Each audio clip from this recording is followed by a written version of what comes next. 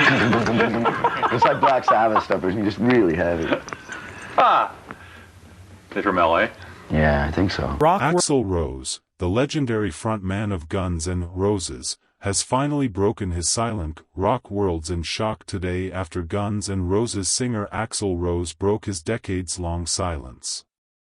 His famous fight has been quiet for a long time. With Nirvana and Kurt Cobain in a blowout chat that fans of both famous bands were completely stunned, the famously private singer has died at age 63. Finally talked about one of rock's fierce battles between the Nines, and his news of the revelations has sent shock waves through the music scene. "I've had this weight on her for 30 years, Rose revealed in a tearful meeting that it was meant to promote gnr's future trip, but quickly turned into something else, land where everyone thinks they know what took place between Kurt and me, but that's not even close to the real story. And much worse than anyone else knows, there is bad blood between Guns and the band Roses, and Nirvana has been good."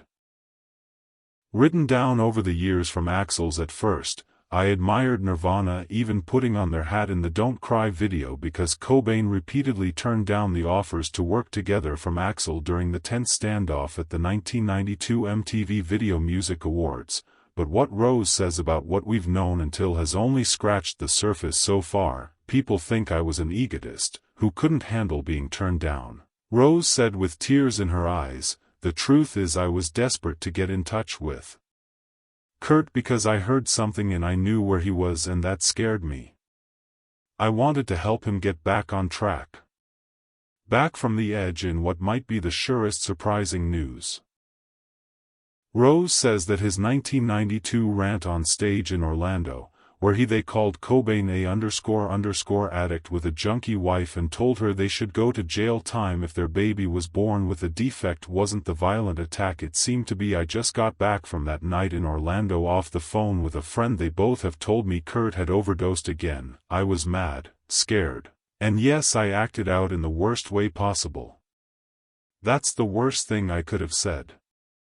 I've ever said I was trying to shock him into getting help, but I just turned out to be the bad guy in his story." The talk took place at Rose's Malibu home, was a far cry from the chaos, the place where he used to do well, shows a man whose past seems to follow him around. Surrounded by things that remind him of his 10-year run with platinum records and old guitars, Rose seems to show up more pensive than the volatile lead singer who used to be all over the news looking. "I can see how everything worked now." Rose in a circle keeps pointing toward a framed picture from the early 1990s. "We're both very famous at the time, having trouble with the press in different ways. I showed up and acted out Kurt being late to shows or leaving the stage, acted out by pulling back even more into himself and getting more addicted. We both screamed for help, just in different tongues at all." Also, Rose talked about the 1992 MTV video. During the Music Awards fight, tensions, there were breaks between the bands after Courtney Love made fun of him if he wanted to be their baby's father.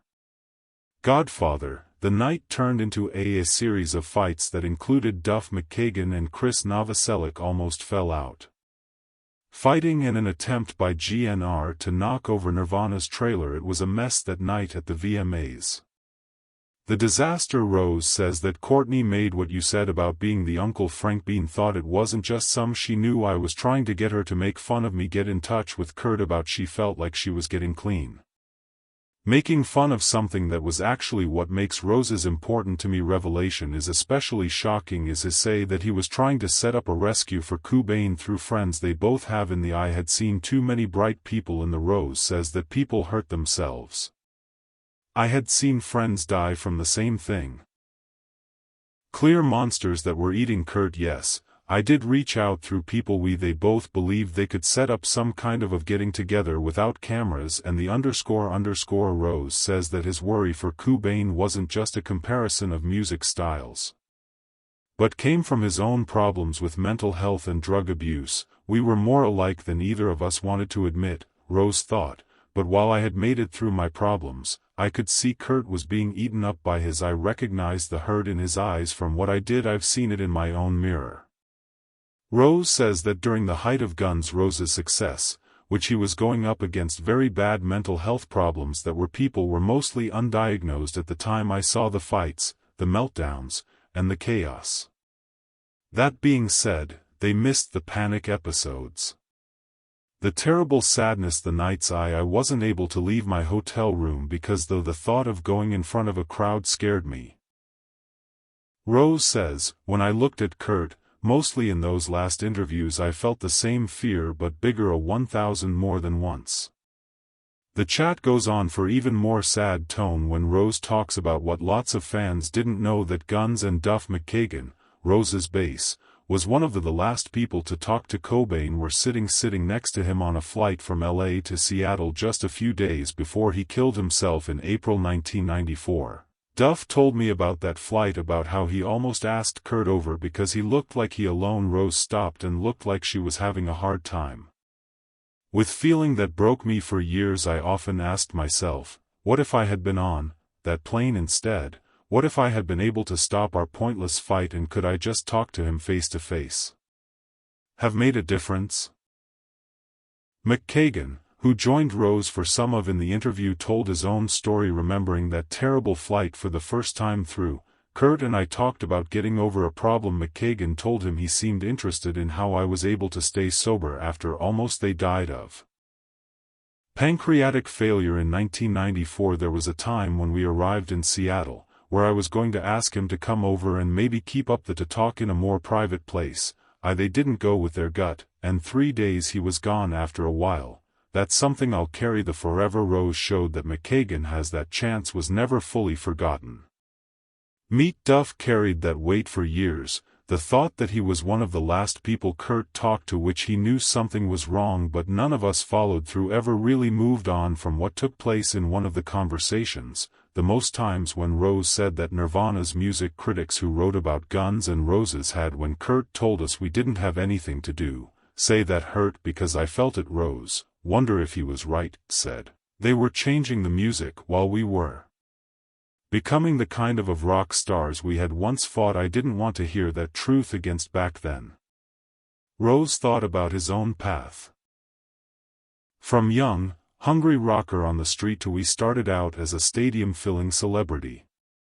A change from the hair metal scene. These real, raw outsiders are being honest. We used songs by the Use Your Illusion era had turned into this huge machine. Private jet, silly writers' egos out of that was out of hand.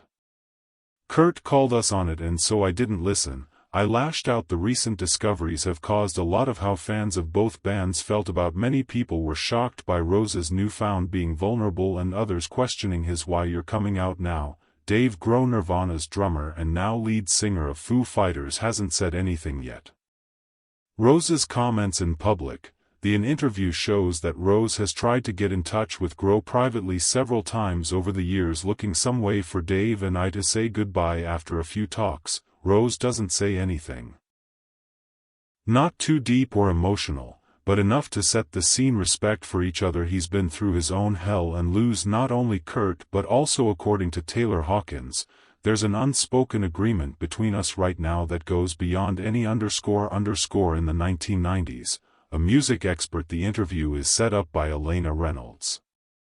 This fight has always been about, seen as an easy clash between glam. The discoveries Axl made about metal and grunge show that it was a lot more personal and a problem he seems to be having trouble with. Real sorrow and the knowledge that there was a human link that could have made a big change if pride hadn't gotten in the way of. Reynolds says that the Feud gn'r has played with Guns N' Roses and been used a lot as a sign, a picture of how the changing of the guard in rock music in the early in the 1990s. Guns N' Roses stood for the too much of the 80s rock scene, while Nirvana summed up the simple life.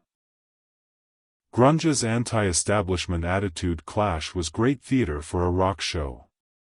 An industry in change went up as well. Talked about the time in 2016 when Grohl loaned him the famous throne chair he had used in shows after it was Rose who broke his leg. Foot just before Guns N' Roses got back together tour and kept going with Grohl's chair.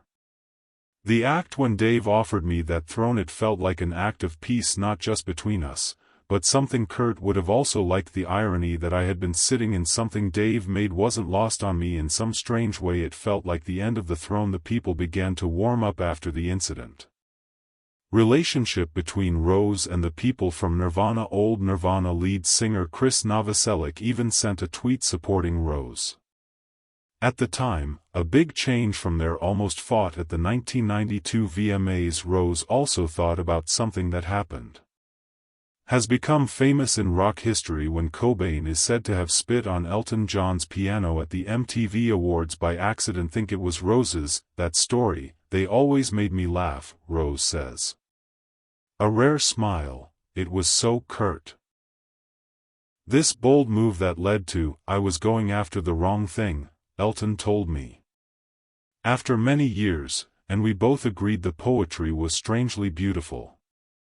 Here's Kurt. His goal was to hit what he saw as too much and acting too good, and he ends up hitting one of the most real ones artists in the history of music. The interview's most telling part comes up when Rose talks about his reply. When I heard that Cobain had died, I was in a New York hotel room when someone from our management team called with the Rose says, news. Her first response was it wasn't shock or sadness, it was anger. Was angry with him for giving up. Angry, feel bad that I didn't try harder to break it. Took all the noise between us to get through it. Years to figure out what anger was. Only pain in Rose in disguise says that the following: it got worse for him after Cobain's death. I didn't agree with his own bad habits. Take care of it well, he says. Just the next day, a lot of bad things happened over a few years. Choices, being alone, and my own problems. Kurt struggles with sadness in some ways. Death showed me what my own would be like, not being seen in public after the It's True That Use Your Illusion tours stopped. Following the end of gnr's mammoth You Can Use Your Illusion world tour in 1993, Rose spent more and more time alone.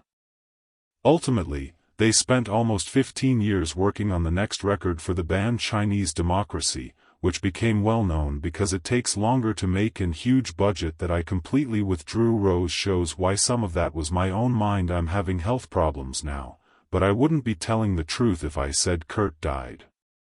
Didn't change how I felt about fame. I know what success means to me. Saw how fast time went by, how his pain was turned into fun, and I no longer wanted anything to do with that machine.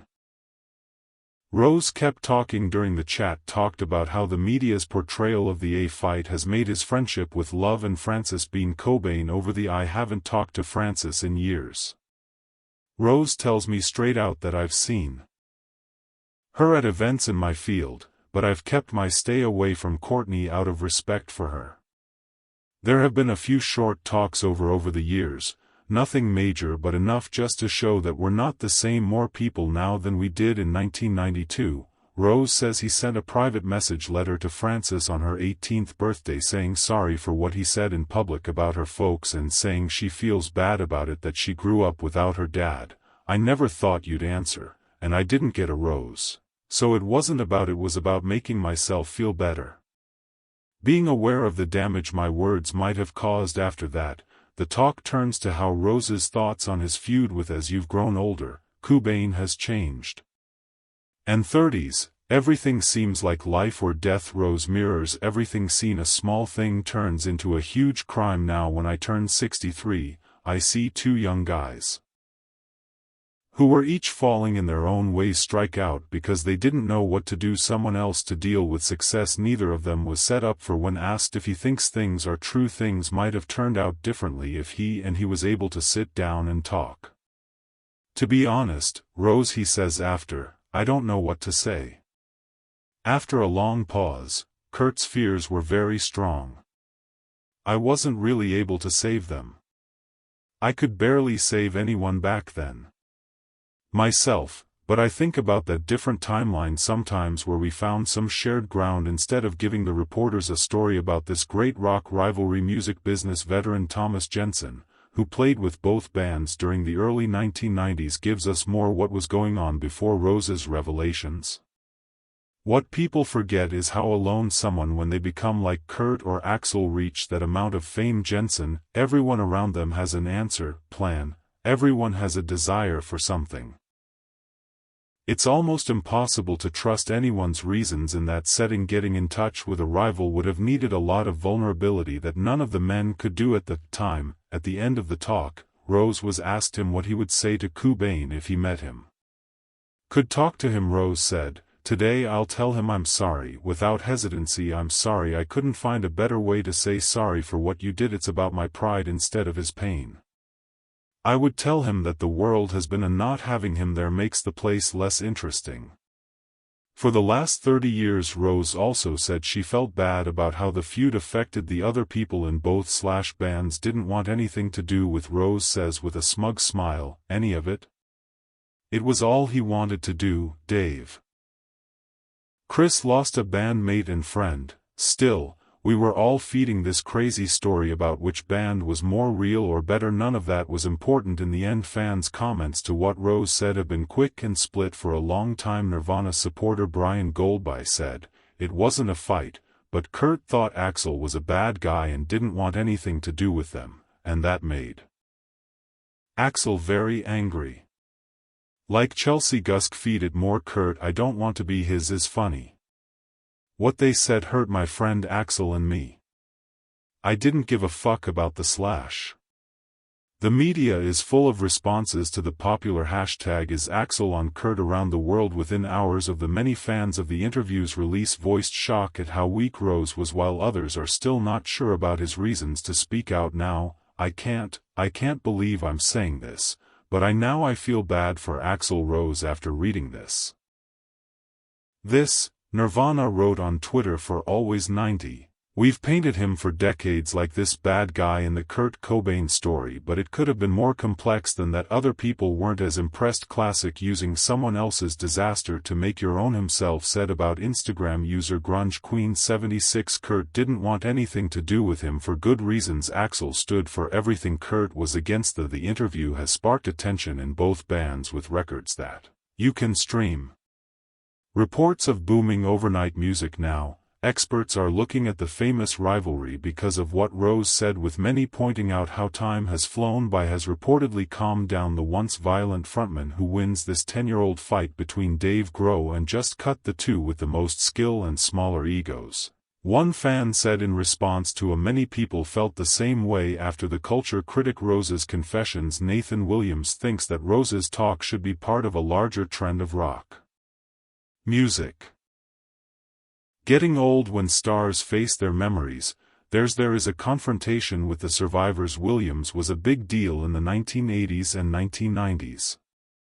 Looks as they get into their 60s and 70s, a lot of people are thinking about what they did during their busiest years with new view and often feel bad about it. It's interesting to see someone like Rose, who personified rock star excess and volatile, struggling with his past in such a public way that it was also talked about how the business world has changed since the Guns vs. Nirvana fight. Back then, these magazines and performance tickets were sold by rivalries.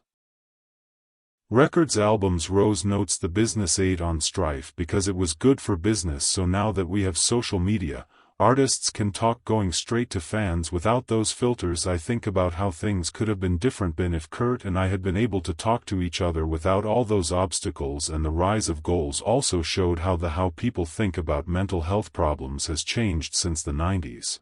If you were having a hard time, the mood was harden up for the most part. All like these videos.